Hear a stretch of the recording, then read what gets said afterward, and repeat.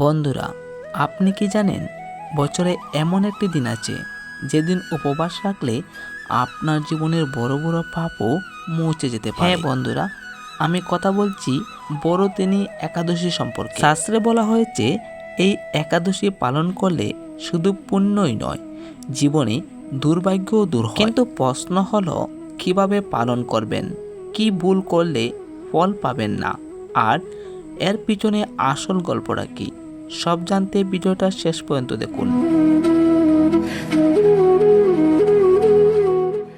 নমস্কার বন্ধুরা, আপনাদের সবাইকে স্বাগতম আমাদের এই চ্যানেলে। আজ আমরা জানবো বড়দিনী একাদশীর গুরুত্ব এবং নিয়ম, আর বিশেষ করে এর অলৌকিক কাহিনীগুলি। তো ভক্তবৃন্দগণ, প্রথমে আমরা একটি সহজ ভাষা বুঝে নিই যে একাদশী কি। প্রতি মাসে দুইবার একাদশী আসে, একটি কৃষ্ণপক্ষে এবং আরেকটি শুক্লপক্ষে। আর বিশেষ করে এই দিনটিতে ভগবান বিষ্ণুর উপসর্গ করাই হচ্ছে এই একাদশীর মূল লক্ষ্য। বিশ্বাস করা হয় এই দিনে উপবাস করলে মন ও শরীর দুটোই পবিত্র হয়, পাপ ও ধ্বংস হয় এবং মোক্ষ লাভের পথও খুলে যায়। ভক্তগণ, বারোদিনী একাদশীর বিশেষ গুরুত্ব রয়েছে, আর এই একাদশীকে বারোদিনী বলা হয় কারণ এটি জীবনের বর বা আশীর্বাদ এনে দেয়। শাস্ত্রে বলা হয়েছে যে হাজার হাজার গরু দান করার ফলে সমান পুণ্য, কিন্তু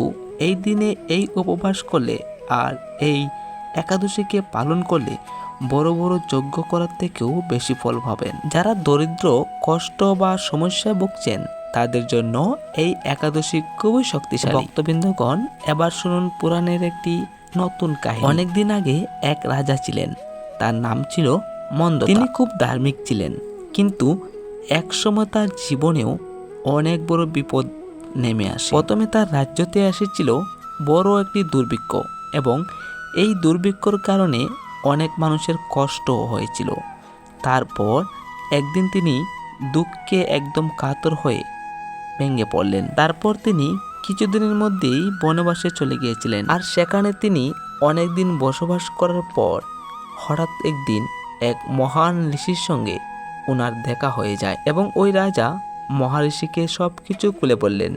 আর রাজার মুখে এইসব কথা শুনে ঋষি বললেন, হে রাজা, তোমার জীবনে যে সমস্যা আসছে এই সমস্যার সমাধান কিন্তু একটি জিনিসই করতে পারে, সেটা হলো বড়দিনী একাদশী পালন করা। এবং রাজা ঋষিবরের কথা শুনে বললেন যে, হে ঋষিবর, আমি যদি এই একাদশী পালন করি তাহলে কি আমার পুনরায় সবকিছু ফিরে পাবো? তখন ঋষি বললেন, হ্যাঁ হ্যাঁ, নিশ্চয়ই পাবেন।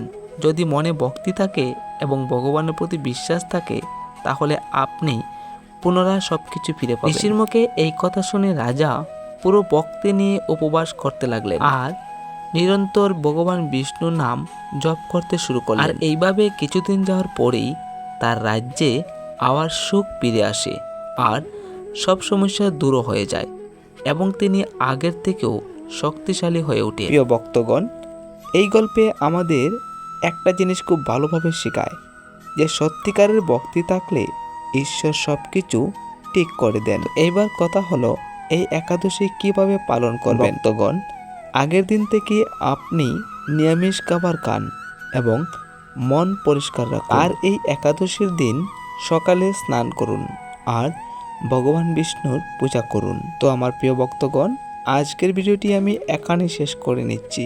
যদি ভিডিওটি ভালো লেগে থাকে তাহলে লাইক করে কমেন্ট করুন। হর হর মহাদেব, জয় শিব শম্ভু।